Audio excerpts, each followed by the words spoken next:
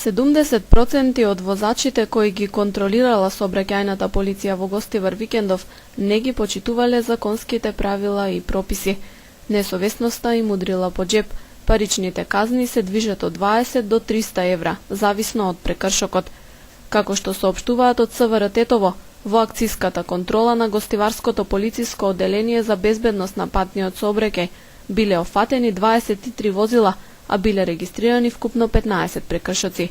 6 од возилата имале вградени фолии, 4 биле со истечена регистрација и 5 лица управувале автомобили без положен возачки испит.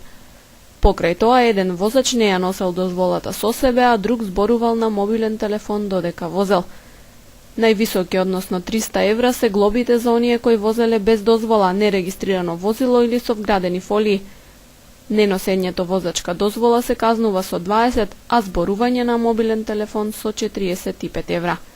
Активности од ваков вид планирани се и во наредниот период, додолку повеќе што на Гостиварското подрачје поединци и натаму навреме не ги регистрираат возилата или седнуваат зад волан без дозвола, а неретко и забораваат дека забрането е зборување на мобилен додека се вози, стои во соопштението од полицијата.